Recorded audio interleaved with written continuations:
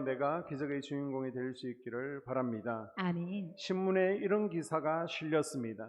탄자니아의 제7일 안식일 예수재림교, 안식교는 이단이죠. 이 교회에 목사 1명과 학생 9명이 호수에서 익사하다. 전말은요 이렇습니다. 이들이 카누를 타고 호수를 건너가다가 누가 믿음 좋은지, 내 믿음이 확실한지를 시험해 보기를 한 것입니다. 그래서 자신의 믿음을 시험하기 위해서 예수님처럼 무리를 걸어 보려고 하다가 그 마음으로 카누에서 내렸다가 전부 익사하게 되었습니다. 이것은 성경을 제대로 이해하지 못한 무지로 발생한 사건입니다. 요한복음에 보게 되면 7가지 기적이 나오죠. 다른 복음서에서는 기적을요, 미라클, 능력이라고 합니다. 그런데 유독 요한복음 기적을 기적이라 하지 않고 이적이다, 또 표적이다라고 합니다. 이 표적, 이적은 헬라어로 세메이온이라고 합니다. 여기서 이제 영어 사인이 나왔는데요. 무슨 뜻입니까? 어떤 표시라는 의미를 가지고 있습니다. 그러니까 요한복음의 이적들은요, 그 사건 겉으로 드러난 의미만 있는 것이 아니라 숨은 영적 의미가 있다는 겁니다. 예수님께서 이 이적을 통해서 뭔가 드러내기를 원하신다는 것입니다. 그래서 요한복음에 보게 되면 7가지 이적이 나오고 있는데요. 2장에 보게 되면 물이 포도주가 되는 이적이 있죠. 4장에는 왕의 신하의 아들을 고칩니다. 5장에서는 베데스다 연못가에서 38년 된 병자를 고치죠. 그리고 6장에서는 베세다에서 오병이의 이적이 있습니다. 6장에서는 갈릴리 호수에서 무리를 예수님께서 걸으신 이적이 나오고요. 또 9장에 보게 되면 예루살렘 성 근처에서 날때부터 맹인된 자를 고치죠. 그리고 11장에서는 죽은 나사로를 살리는 이적입니다. 이 이적들을 가만히 보시면요, 다른 복음서는 그냥 기적만 나와요. 소개돼요. 그런데 이 이적들 뒤에는 그 뒤에 표적에 대한 해설이 함께 등장하고 있습니다. 예를 들어 보게 되면 오병이의 이적이 있잖아요. 이걸로 끝나는 게 아니라 예수님께서 5,000명을 먹이셨다. 이게 포인트가 아닙니다. 예수님께서 생명의 떡이 되신다. 아멘. 이것에 영적 의미를 두고 이적을 보여주시는 겁니다. 아멘. 그리고 병 고치는 이적을 통해서 영원한 하나님의 나라에는 아픈 것이 없음을 맛보기로 보여주면서 바로 예수님께서 생로병사를 주관하시는 하나님의 아들이다라는 것을 보여주고 있습니다. 아멘. 요한복음 6장에서 무리를 걸으신 이적도요, 예수님께서 자연을 통치하시는 분이다, 자연을 다스리는 분이다. 그리고 우리가 인생의 역경의 방 가운데 괴롭게 노졌고 또 하나님께 버림받은 것 같아서 갈등하는 분들에게 주시는 메시지가 있다는 것입니다. 아멘. 자, 오늘 본문은요, 예수님께서 오병이어로 5,000명을 먹이신 이적 다음에 나오는 이적입니다. 예수님의 제자들은 이 이적의 현장을 떠나고 싶지 않았습니다. 그런데 예수님께서는 제자들에게 재촉하시면서 급히 건너편 베세다로 건너가라라고 말씀하십니다. 빨리 바다 건너편으로 가 있으라. 이 사람들을 다 돌려보내고 나도 뒤따라가겠다라고 말씀하시죠. 그런데 사실 갈릴리는 호수잖아요. 그런데 바다라고 그런 것은 이 사람들은 그렇게 큰 호수를 보지 못했습니다. 그래서 하여튼 넓어 보이면 바다라고 그러고요. 또 갈릴리 호수의 특징은 큰 바다 같은 풍랑입니다. 그래서 그냥 호수라고 하지 않고 바다라고 그럽니다. 저도 오늘은 바다 호수를 막 섞어가면서 쓰겠습니다. 자, 예수님께서 왜 이렇게 재촉하십니까? 15절에 그러므로 예수께서 그들이 와서 자기를 억지로 붙들어 임금으로 삼으려고 줄 아시고 다시 혼자 산으로 떠나가시니라. 아멘. 군중들의 잘못된 마음, 잘못된 동기를 예수님께서 아셨기 때문입니다. 자, 오병이어를 통해서 성인 남자들만 5,000명이니까 여자아이들 포함하면 15,000명이 넘겠죠. 10,000명 이상을 먹이십니다. 딱 이걸 보니까 백성들은 야, 앞으로 농사 짓지 않아도 되겠다, 먹을 걱정 안 해도 되겠다, 예수님을 왕으로 삼으면 우리 이제는 더 이상 걱정 없다, 이런 마음을 얻는 겁니다. 예수님의 인기는 이 오병이어 사건을, 그 전까지 병을 고치셨잖아요, 귀신을 쫓아내셨잖아요, 이제는 먹을 것도 해결해 주시니까 예수님의 인기가 절정에 이르게 됐습니다. 이 기적 때문에 백성들은 이야 대단하다 놀랍다 막 최고조의 흥분을 가지고 있습니다. 이 군중들의 열광이 지금 잘못된 방향으로 흐르고 있는 겁니다. 예수님께서는 이걸 통해서 내가 생명의 떡이다라는 것을 보여주기를 원하는데 우리를 먹여 살려주실 분이 청년 예수다라고 생각하는 겁니다. 먹는 문제를 해결해 주신 예수님을 사람들은요 억지로 왕으로 삼으려고 하죠. 그래서 예수님께서는 제자들을 이런 세속적이고 권력적이고 허망한 생각으로부터 보호하기 위해서 배를 타고 빨리 갈릴리호수를 건너가게 하시고 예수님께서는 따로 산 위로 올라가십니다. 자, 제자들은 예수님의 말씀에 따라 배를 타고 그곳을 떠나게 되죠. 예수님은 제자들을 돌려보내고는 산 위에 올라가셔서 하나님과 대면하고 기도합니다. 재충전 기회를 삼습니다. 그리고 제자들은 예수님의 말씀에 따라 갈릴리 호수의 한복판에서 풍랑을 만나게 됩니다. 자, 이 병행본부 마태복음 14장은 좀 더 자세히 이 본문을 다루고 있는데요. 마태복음 14장 24절에 보게 되면 배가 이미 육지에서 수리나 떠나서 바람이 거스름으로 물결로 말미암아 고난을 당하더라. 아멘. 아멘. 배가 이미 육지에서 수리나 떨어졌다는 말은 이제 배가 더 이상 돌아올 수 없는 겁니다. 야, 풍랑이 심하니까 다시 항구로 돌아가자 할 수 없다는 거예요. 바다 한복판에서 풍랑을 만났습니다. 이때가 언제라는 거예요? 동일한 사건을 다루고 있는 것이 마태복음 몇 장요? 14장이고 또 마가복음 6장에도 있습니다. 자, 마태복음 14장 25절에 보게 되면 밤 사경에 이스라엘 사람들은 시간을요 1경, 2경, 3경, 4경으로 나눕니다. 4경은 3시에서 한 5시 그 사이의 시간입니다. 제자들은 그날 초저녁에 배를 타고 출발을 했습니다. 그러면 충분히 지금 도착을 해야죠, 건너편으로. 그런데 지금이 새벽 3시에서 5시 사이, 지금 4경인데 얼마나 오랜 시간 동안 고생하며 노를 젓고 있습니까? 여러분 혹시 파도가 울렁거리는 바다에 낚시하기 위해서 아니면 어느 섬을 들어가기 위해서 유람선이나 낚싯배를 타 보신 적이 있습니까? 저도요, 오징어 잡으려고 배 한 번 탔다가 제가 오징어가 될 뻔했습니다. 멀미가 나서 배가 울렁거리는데 고기 밥만 제가 주다가 오징어는 한 마리도 잡지 못하고 탈전한 적이 있습니다. 지금 오배영 이의 현장에서 10,000명 이상의 사람들 식사 서빙을 이 12명이 한 거예요. 다 나눠줬습니다. 여러분 100명, 200명 되는 식당에서 봉사하는 것도 힘들잖아요. 그런데 여기는요 최소한 10,000명, 15,000명이 됩니다. 이들에게 먹을 것을 다 나눠줬습니다. 그리고 다 치우고 나니까 몇 강줄이나 남더라? 이제 설거지하고 나니까 12강줄이 남았습니다. 이렇게 10,000명 이상 식사 접대를 했으니까 얼마나 힘들겠습니까? 자, 얼마 전까지 이들은요 기적의 현장에 있었습니다. 기적을 경험했습니다. 그런데 지금은요 죽을 지경인 거예요. 힘들어 죽겠습니다. 이것은 우리에게 무엇을 교훈합니까? 성령의 은혜를 체험한 다음에도 우리가 힘들고 고난을 맞이할 수 있다는 겁니다. 기적을 체험한 다음에도 고난이 올 수 있다는 겁니다.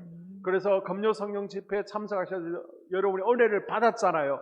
그리고 기도하고 눈물 쏟고 할렐루야 집에 갔는데 남편이 삐져가지고 문을 열어주지 않습니다. 교회에 늦게 갔다 왔다고 구박합니다. 때로는 밤늦게 운전하다가 접촉사고가 날 수도 있습니다.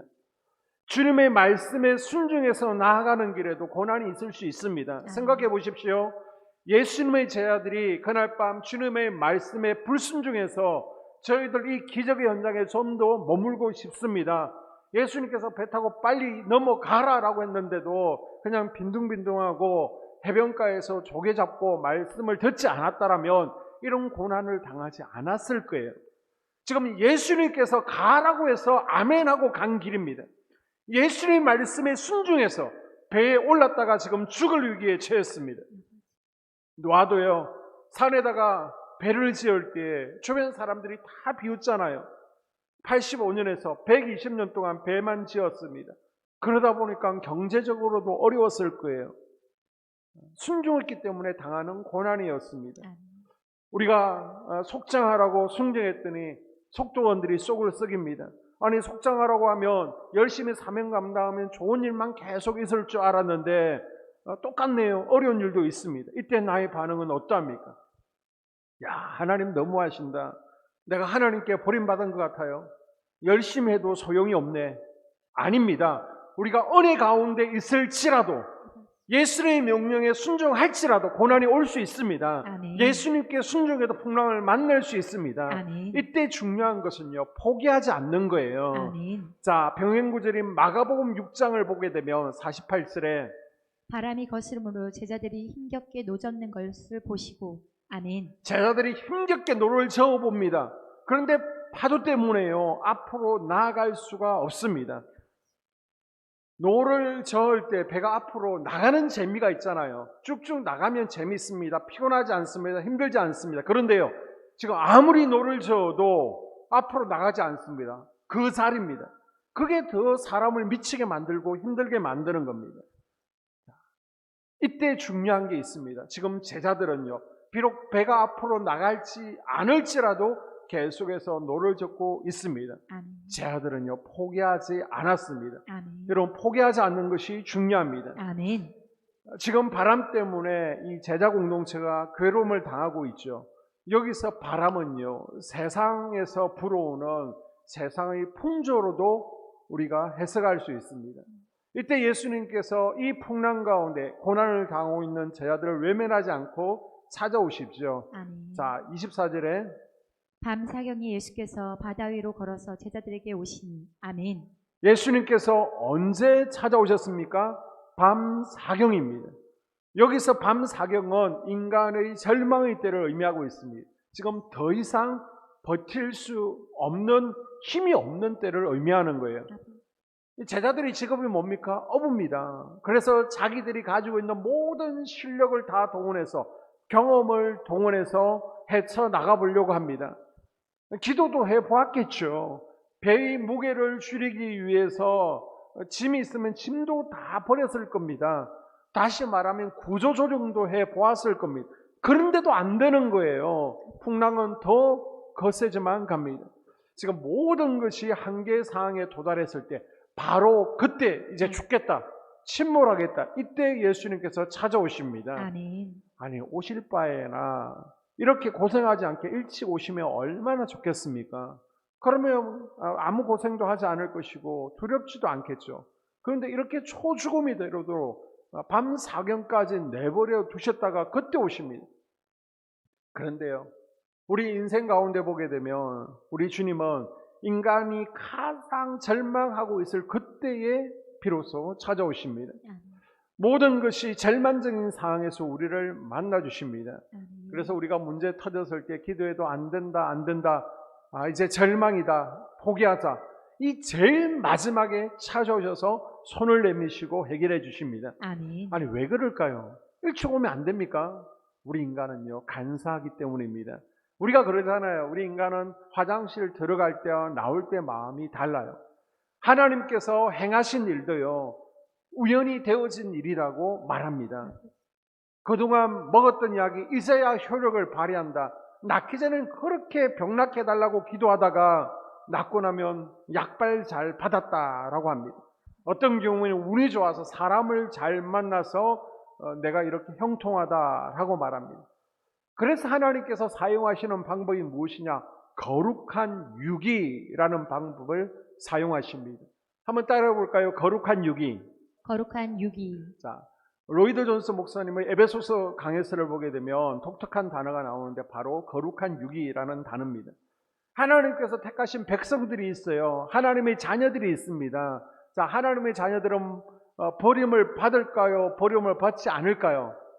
내가 과연 너희를 버리지 아니하리라. 한 번 자녀는 영원한 자녀들입니다. 아멘. 버리지 않습니다. 아멘. 그런데 하나님의 자녀라고 할지라도 우리가 버림받았다, 나는 버림받았다라고 느낄 때가 있습니다. 하나님께서 나를 버리셨구나 라는 느낌이 들어요. 실제로는 버림받지 않았는데, 하나님이 버리지 않았는데 그런 느낌을 받는다는 것입니다. 왜요? 내가 아무리 소리쳐도 하나님이 대답하지 않으십니다. 하나님 어디 계십니까? 여기서 나를 버리신 것입니까? 그럴 때가 있다는 겁니다. 이때를 뭐라고 해요? 거룩한 유기라고 합니다. 왜 이렇게 하신다는 것입니까? 우리 인간은 간사하기 때문에 철저히 낮추시고 철저하게 어려움 가운데서 나의 연약함, 무능함을 깨닫게 하시는 겁니다. 그래서 우리 인생의 끝이야말로 하나님께서 시작하시는 시작점이 되어지는 거예요. 아멘. 우리 가운데 기가 막힐 웅덩이와 수렁에 빠진 분이 있습니까? 모든 것이 절망적인 상황 가운데 빠지신 분이 계십니까? 이제는 살아갈 용기마저 잃어버리고 있습니까? 모든 것이 끝이라 생각되시는 분이 있습니까? 낭망하지 마십시오. 아멘. 절망하지 마세요. 아멘. 바로 이 순간이야말로 주님을 만날 수 있는 절호의 기회입니다. 아멘. 새벽의 즐거움이 오기 바로 그 직전이 가장 캄캄하고 어둡습니다. 아멘. 가장 어두운 터널을 통과해야 새 날을 맞이하게 되는 것입니다. 아멘.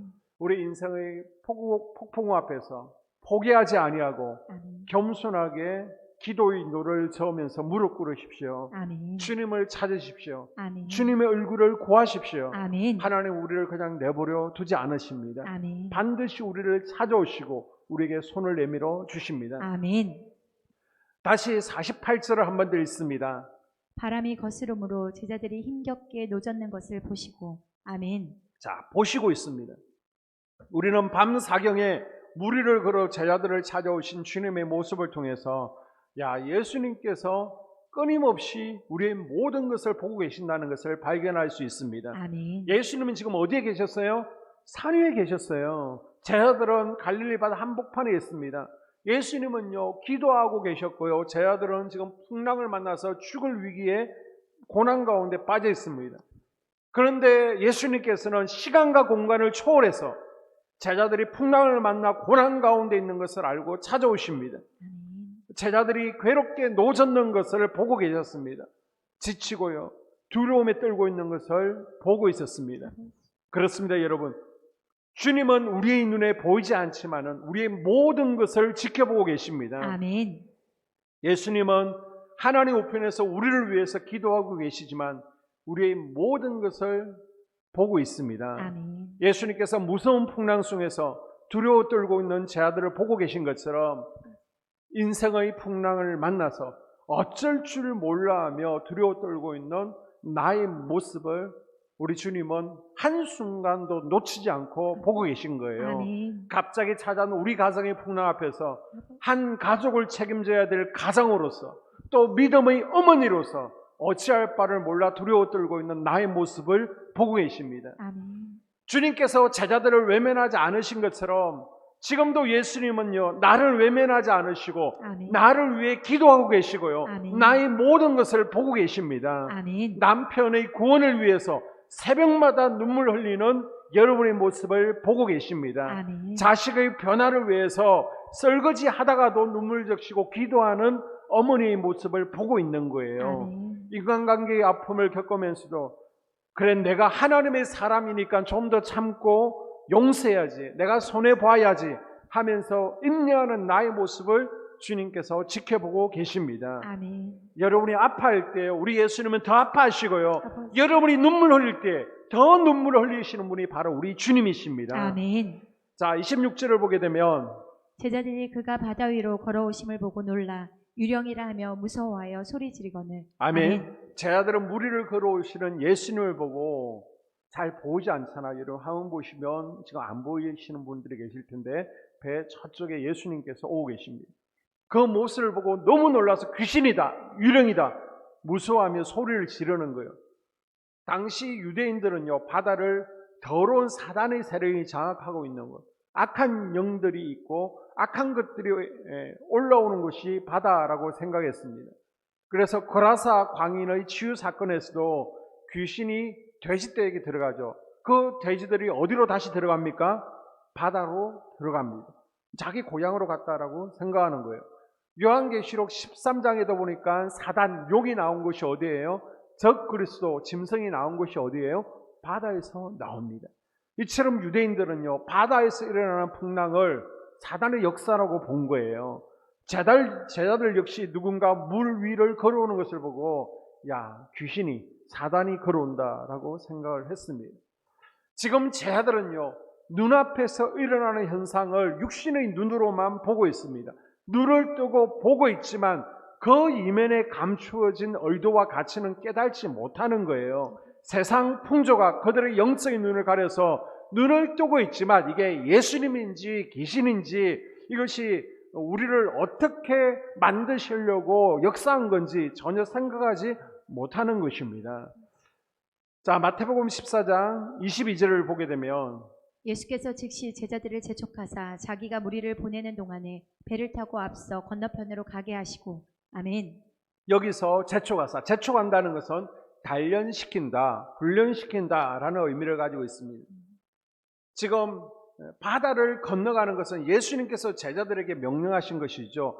제자들을 훈련시키기 위해서 등을 떠밀어 보내신 것입니다. 아멘. 그리고 제자들은 그 훈련 가운데 풍랑을 만난 거예요. 아멘.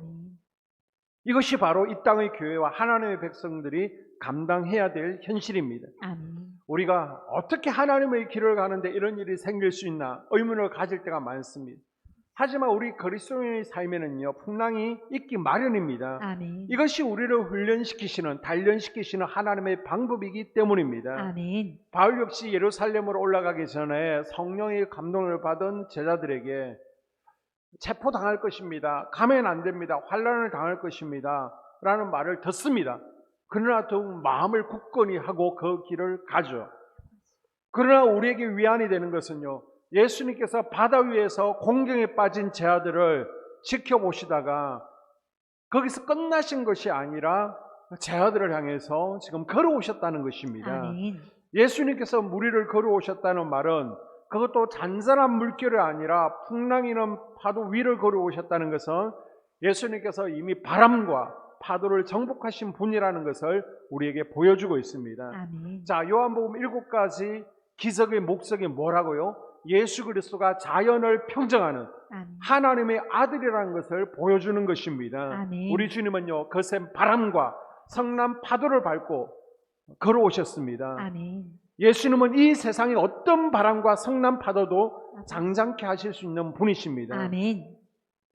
우리 삶 가운데 일어나는 인생의 풍랑을 잔잔케 하실 수 있는 분은 우리 주님밖에 없습니다. 아멘. 여러분, 바다가 살아있기에 파도가 일어나는 것처럼 살아있는 우리 삶에 풍랑이 있는 것은요, 당연한 거예요. 아멘. 사단은 죽은 시체는 칼질하지 않습니다.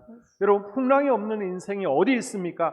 파도가 치고 풍랑이 일어야 바다는 청소가 되어지고 산소가 공급되어지고 바다 전체가 건강해지는 것처럼 가끔 우리 인생에 풍랑이 일면요, 우리 삶은 더 굳세지고 건강해지는 것입니다. 아멘.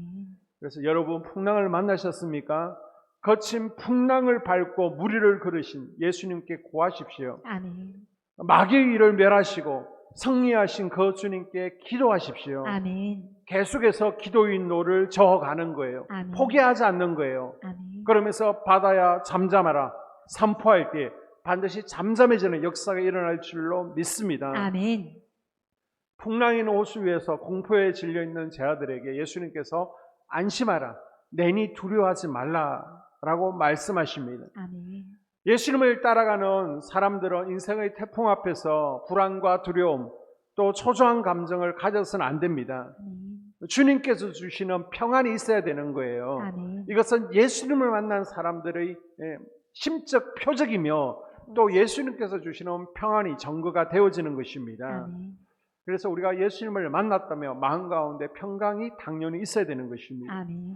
12회를 혈류병으로 고생하던 여인도요, 예수님을 만났을 때 예수님께서 그녀에게 따라 안심하라 라고 말씀하십니다.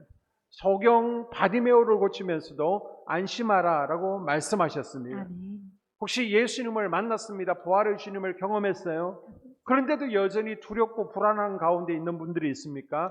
안심하십시오. 아멘. 이 세상에서 풍랑을 밟으시고 아멘. 무리를 걷는 예수님 앞에서 불안해할 일은 아무것도 없습니다. 아멘. 예수님께서 찾아오셔서 말씀하시는 거예요. 내니까 두려워하지 말라라고 말씀하십니다. 아멘. 풍랑을 생각하지 말고 두려워하지 말라라고 하십니다. 아멘. 풍랑이 멎었으니까 두려워하지 말라라는 말씀이 아니에요. 아직 풍랑이 있지만은 예수님을 바라보고 두려워하지 말라는 것입니다. 아멘. 이 세상은 정말 두려워할 수밖에 없는 일들로 가득 차 있습니다. 장래에 대한 두려움이 있습니다. 죽음에 대한 두려움이 있습니다. 우리 학생들은 또 기말고사에 대한 두려움이 있잖아요. 진로에 대한 두려움이 있잖아요. 질병에 대한 두려움, 실패에 대한 두려움, 남편과 직장, 자식의 진로에 대한 두려움이 있습니다. 그런데 주님께서는 두려워하지 말라라고 말씀하시죠. 아멘. 그래서 성경에 보게 되면요, 우연인지 모르겠는데 두려워하지 말라라는 말씀이 365번 있습니다. 하루에 한 번씩은 두려워하지 말라라고 말씀하시는 거예요. 아멘. 왜 우리가 두려워하지 말아야 됩니까? 이 풍랑을 잠재울 분은 예수 그리스도밖에 없기 때문입니다. 아멘. 풍랑을 밟으시고 무리를 걸어오시는 주님이 바로 내 곁에 계시기 때문입니다. 아멘. 자, 무리를 걸어오시는 예수님을 보고요, 베드로가 엉뚱한 제안을 하죠. 자, 14장 28절 이하에 보게 되면 만일 주님이시거든 나에게 명하사 무리를 오라 하소서. 아멘. 믿음으로 발걸음을 내디던 베드로는요, 예수님처럼 정말 무리를 한 발짝 한 발짝 저벅저벅 걷게 됩니다. 그러나 두려움이 베드로의 발목을 곧 잡게 됩니다. 30절 이하에 보게 되면 바람을 보고 무서워 빠져가는지라 소리질러 이르되 주여 나를 구원하소서 하니 예수께서 즉시 손을 내밀어 그를 붙잡으시며 이르시되 믿음이 작은 자여 왜 의심하였느냐 하시고 배에 함께 오름에 바람이 그치는지라. 아멘. 아멘. 베드로는 무리를 걷는 기적의 현장에 있었습니다. 베드로가 예수님만 똑바로 바라보고 걸어갔다면 계속해서 걸을 수 있었을 거예요. 그런데 문제가 뭡니까?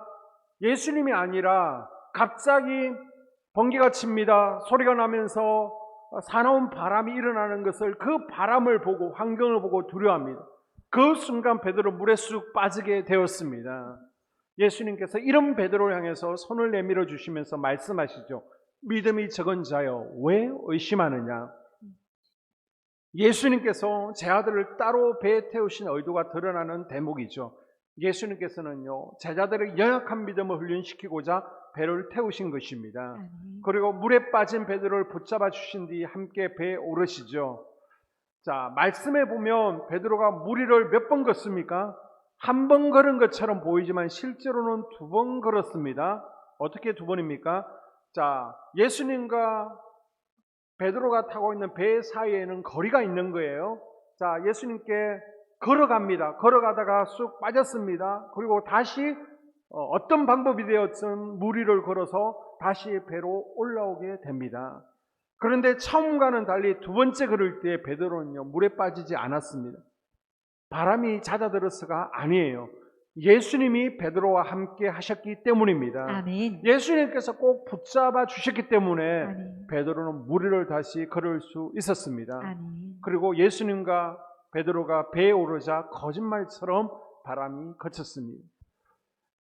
이 제자 공동체를 태운 배는요, 오늘날 교회와 같습니다. 교회는 언제 어느 때 풍랑을 맞을지 모르는 세상을 항해하고 있는 배와 같습니다. 거친 파도가 몰려올 때 주님께서 우리를 바라보고 계심을 여러분은 잊지 마십시오. 아멘. 비록 피곤하지만 힘들지만은 이거 계속 하는 게 맞아? 이거 헛수고 아냐? 그런 갈등이 들지라도 여러분 기도의 노젓는 과정을 포기하지 마십시오. 아멘. 우리를 향해 걸어오시는 예수님을 바라볼 수 있기를 바랍니다. 아멘. 그리고 주님께 외치십시오. 주님 나를 구원하소서. 아멘. 나를 불쌍히 여겨 주시옵소서. 아멘. 그때 주님은 따뜻한 손을 내미시며 또 거친 파도 위를 우리와 함께 걸어주실 줄로 믿습니다. 아멘. 폭풍 속 인생의 배에 우리와 함께 오르고 또 안전한 폭으로 항해해 주실 줄로 믿습니다. 아멘. 기도하겠습니다. 하나님,